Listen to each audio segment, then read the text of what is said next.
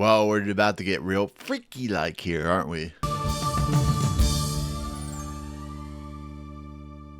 What's going on, everyone? Welcome to Movie Emporium's TV review of the Apple TV Plus original series, Smoke Season 1. This will follow Episode 4, which is called Strawberry, and is directed by Chappelle. Well, okay, ladies and gentlemen, this episode was quite freaky, and I don't mean scary freaky, well, a little bit with, of course, Frankie's character, but freaky when it comes to Dave's kink. Of course, he is a fire starter, he's an arsonist, investigator, as well as an arsonist, but he has a sexual kink, doing streaking, which, of course, is lighting people on fire, and with oils, and yeah. I gotta say, I gotta give it to Taron Egerton for going for it when it comes to the performance of his dance moves and stuff like that, and his, in his underwear. It was pretty great. I mean, it's dark. It's really dark what he's presenting, but there is a sexual awakening for him when it comes to fires and stuff like that. And the poor woman thinks she's going to be set on fire, and it's a lot of like crazy stuff. Dave is a very disturbed individual, as we learned from a couple episodes ago. Just being an arsonist is the nature of that thing, and here he is sexually arousing a woman by setting her on fire, which sexually arouses him. And it's the nature of once again we go to Dexter, where the people that usually are the problem, the one that causing the issues, are the people that usually have a job related in the field. And that's why Freddie's character is so good with the gasoline and the chicken grease, as we see that he has a whole what I would say closet full of fire starting bombs. And whether he is going to do a mass firebomb in a different place or go to different places and set fires off will remain to be seen. But he is definitely leading up to something. As we see, he shaves his head. He gets basically destroyed by Brenda. He is a guy that is losing all control, and you can tell he's just not fully there. He's gone from a guy you kind of felt sympathy for a little bit to a guy that is just pure and justifiable evil.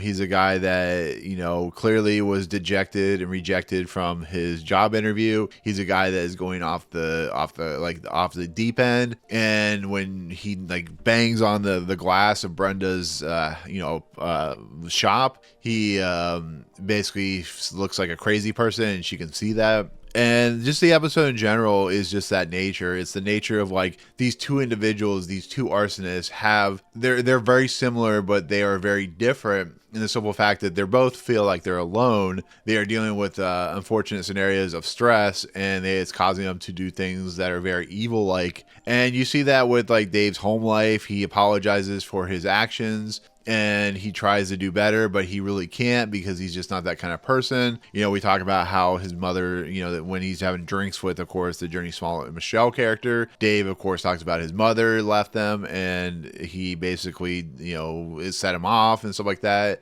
and he wishes she was dead. But this is, no pun intended, giving coals in the fire for Dave being the arsonist, and she is, of course, finding all angles to do that. And we see at the very beginning of the episode where he is talking to a group of recruits about fire safety and stuff like that, about arsonists investigating, and 3 fires get set off, and Michelle watches him, and how I think she kind of suspects that he is very kind of coy about what he does, but she has to play into that coyness by kind of not being suspectful of what he is doing. So she's kind of playing it off, but she's being real good at what she's doing. That's why Jurnee Smollett's so good in this series, is because she can play off that very kind of unsettling. She knows what's going on, but she has to play it behind the scenes. She has to play it close to her vest, the cards close to her vest, and she plays it like she is kind of an idiot, but she's really not. And it's when she gets talking with the captain of the arsonist group, the great Kinnear character, that she goes and has drinks with him, because we learn about this guy named Esposito, who used to be somebody that worked for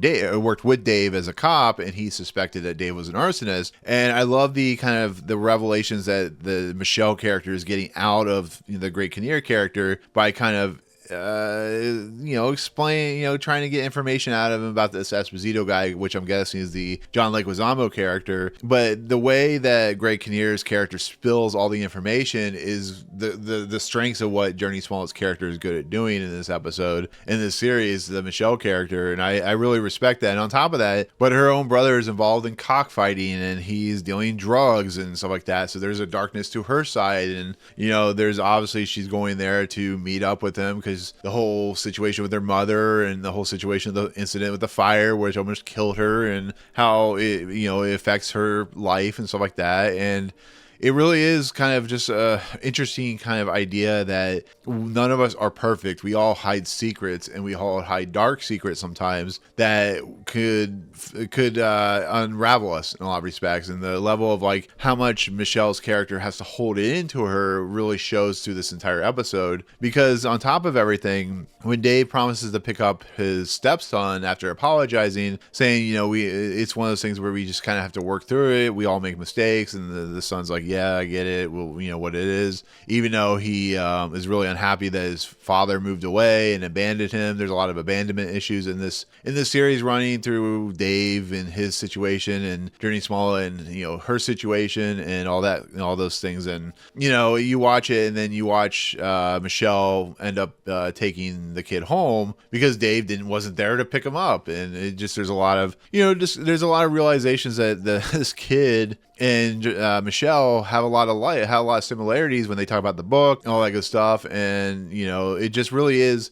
The abandonment issues cause a lot of strife. It causes a lot of natures of like disgust and stuff like that, I guess you could say. And you see it with Freddie's character, and he feels very abandoned by his own company. He feels abandoned in life, and he uses that as a motivator to essentially set people on fire and stuff like that, which is pretty crazy. Once again, you see Freddie and just the nature of what he's doing. But I really like the fact that, the stories that are being played out, the discussions that are being played out are really authentic and really to Dennis Lehane and his writing staff's strengths are telling stories, telling people that feel very authentic but have dark secrets, which is once again what we all have. And so I do appreciate that. And it's a really well done episode. It really is. It's really interesting. And the nature of Dave staring at the potato chips, and the woman that he probably has never met before comes up to him, and they end up having a sexual relationship, and he's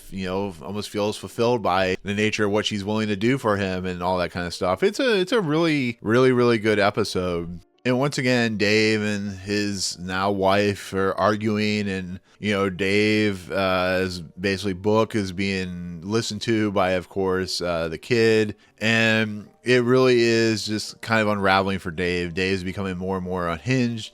He's becoming more and more psychotic. I mean, he probably was always unhinged and psychotic. I mean, I wouldn't be surprised if like the fire incident that we see at the very beginning of the series was started by him. I wouldn't be surprised by that at all. And it's one of those things where you watch it and you see how it plays out, and you see, the nature of everything that is in the mind and psyche of both Dave and Freddie, and just what they are capable of, which is really dangerous stuff. Once again, as much as I really kind of was laughing, and I was not laughing in a bad way, but just enjoying the fact that Dave's just really demented, deranged individual. But the way that it is showing how Dave is just not a very good person, how clearly the Esposito character knew this, and he's under a gag order, so something happened there.